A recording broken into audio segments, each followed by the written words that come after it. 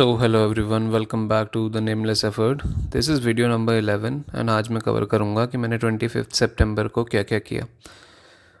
So overall it was an exhausting day. Most of the targets were completed. So I'm happy about that.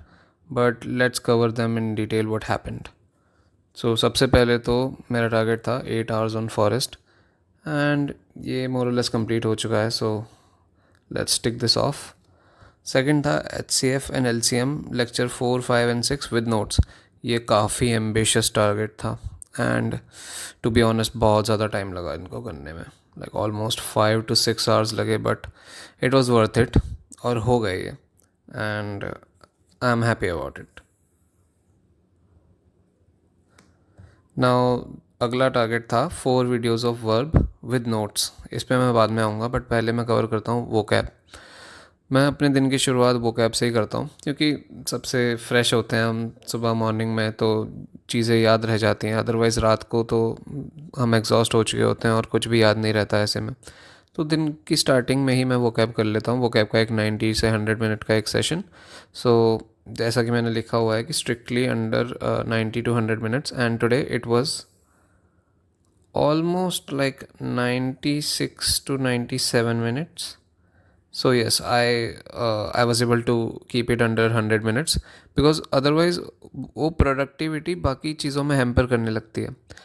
मैंने क्या चीज़ find करी है कि अगर हम अपने जो डेजिग्नेटेड ब्लॉक किसी एक पर्टिकुलर सब्जेक्ट या फिर टॉपिक के लिए हैं, अगर हम उनको एक्सटेंड करके वो टॉपिक कंप्लीट कर भी लें तो जो नेक्स्ट ब्लॉक दूसरे सब्जेक्ट का हैम्पर होता है ना, उससे ओवरऑल नेगेटिव इम्पैक्ट ही पड़ता है. तो इससे बेटर है कि आप अपने ब्लॉक में बेशक 70 to 80% काम करो, उसको वहाँ पे रोक दो, देन नेक्स्ट ब्लॉक में नई चीज़ पकड़ो and it has significantly increase my productivity. So आज के टारगेट्स थे कि कल का रिवीजन करना है. सो रिवीजन तो हो गया था. 50 OWS करने हैं, ये भी हो गए थे easily, and 10 to 15 and to sign हो, ये भी हो गए थे. So this is also marked off. Okay, now this one, 4 videos of verb. It was a bit tricky. Now I was in a momentum of taking lectures and मैं lectures लेते हुए notes बना रहा था अच्छे से एकदम.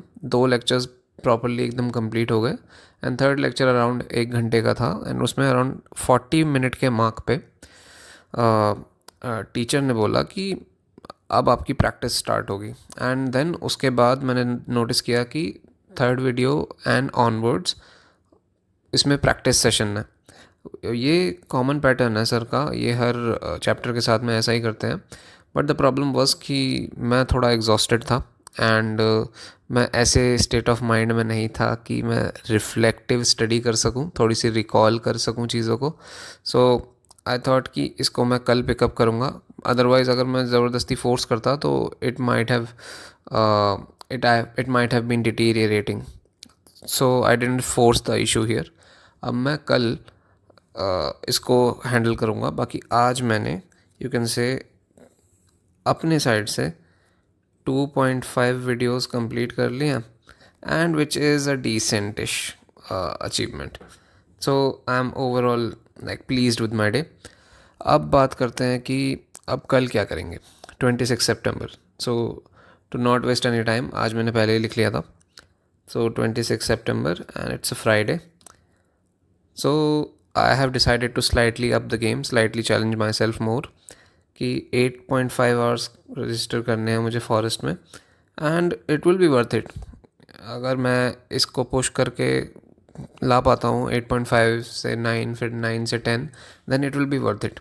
आई नो ये बहुत ज़्यादा लॉन्ग टर्म में सस्टेनेबल नहीं है, बट उस स्टेज पे जब मैं अपना सिलेबस कवरेज कर रहा हूँ, सिलेबस को कवर कर रहा हूँ, तो तब ये बहुत क्रूशल हो जाता है कि मैं जल्दी से जल्दी अपना फर्स्ट गो थ्रू कंप्लीट करूँ सिलेबस से, क्योंकि रिविजन की लेयर्स लगाना बहुत ज़्यादा इंपॉर्टेंट है for material consolidation in the brain.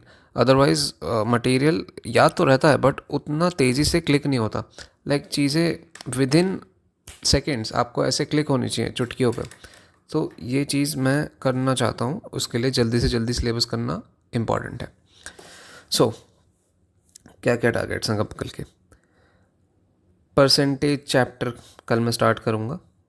Yes, मैं मैथ्स में पहले मैंने एडवांस के कुछ लेक्चर्स लिए थे, अब मैं अरिथमेटिक अब स्टार्ट करूँगा फाइनली। अब परसेंटेज में लेक्चर 1 एंड 2 विद नोट्स मुझे कंप्लीट करने हैं।